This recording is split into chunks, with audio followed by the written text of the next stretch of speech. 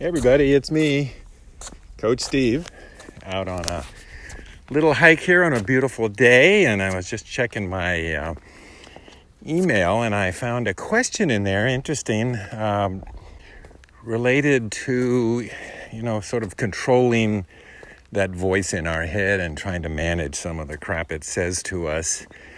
So many people like Eckhart Tolle and others say if you can just stay in the moment, you can stop the voice from speaking to you, because in the moment, in the present, the mind loses its voice, and that's a very powerful tool to use. But sometimes we just can't stop it. It just says what it says, or it gives you images that you don't want to see on a repetitive basis. So here's some common techniques.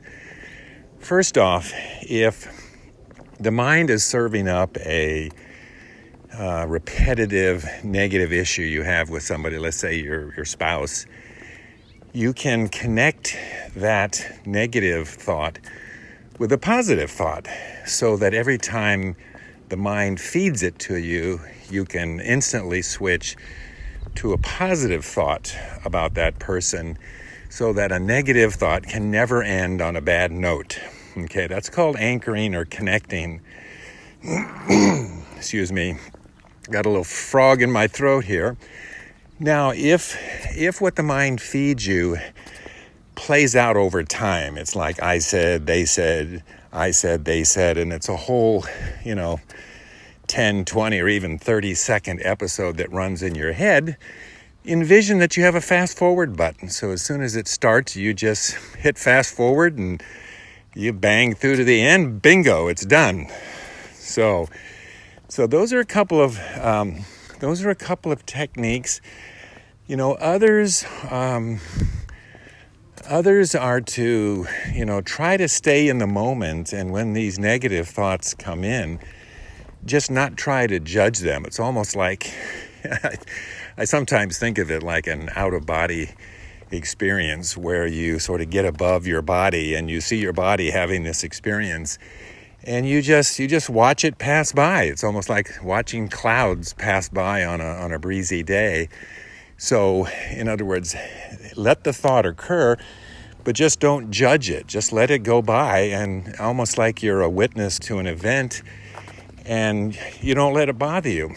I think bottom line is, what should give you great comfort is that once you understand that the mind is feeding you crap because it wants to get your attention and engage you in dialogue. The mind is needy and lonely, as Eckhart Tolle says, and it wants to engage.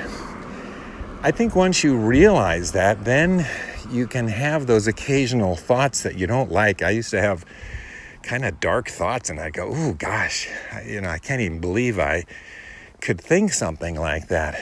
But trust me, now it's so comforting to know if I do think something awful, I just sort of laugh at it and say, there's my mind going again, trying to get my attention. So I'd say that's probably the thing that gives me the greatest comfort, is that when the mind feeds me some shit, I just laugh at it and say, must be lonely in there.